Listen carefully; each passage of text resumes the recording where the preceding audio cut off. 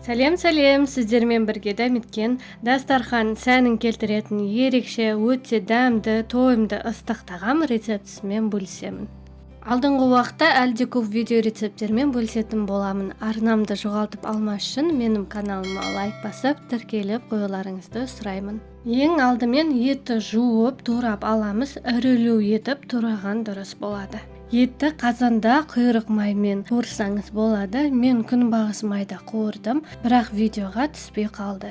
Туралған етті қазанға салып қуырамыз. 2 дана пиязды, сәбізді ірілеп тураймыз. Сәбіз бен пиязды 2 данадан көптеу салуға болады. Сонда одан да дәмдіректеу болып шығады. 2 тісше сарымсақты майдалап турап аламыз.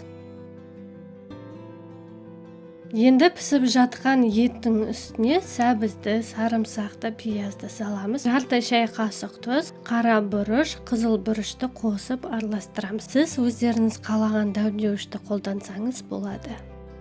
Орташа отта пісіреміз. 20 минут өткен соң піскен сәбізді бөлек ыдысқа саламыз. Сәбіздің піскенін алдын ала тексереміз. Әрі қарай 2 килограмм картопке дәмдеуіштерді қосамыз. Осындай ірі картоптер арасында болса 2-ге бөлеміз.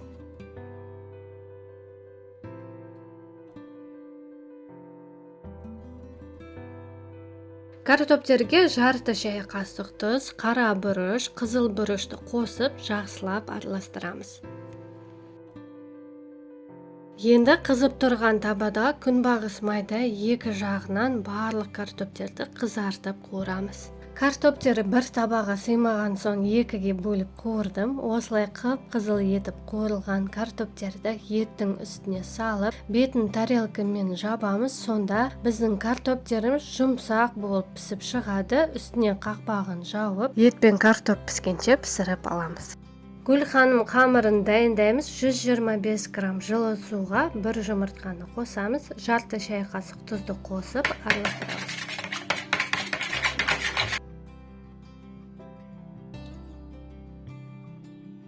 Еттен өткізілген ұнды 2-ге бөліп салып, ас қасықпен араластырып тұрамыз.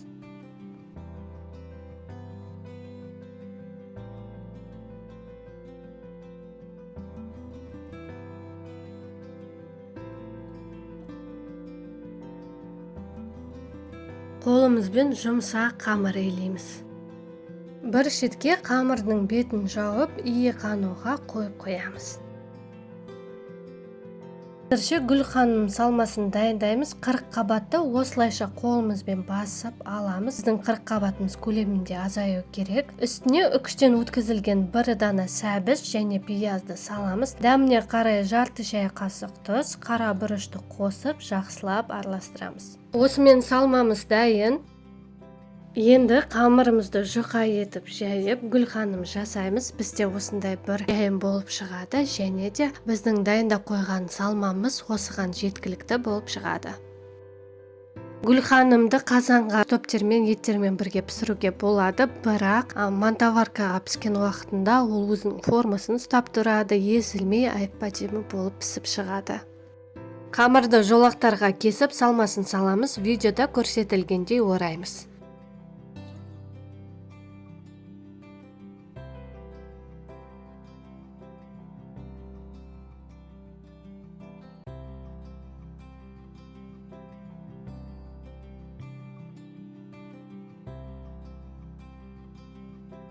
Біздің ыстық тағамыз дайын. Енді тарелкаге біріншіден картоптерді саламыз, үстіне етімізді саламыз. Содан кейін Гүлханымды салып, піскен сәбізді салуға ұмытпаңыздар.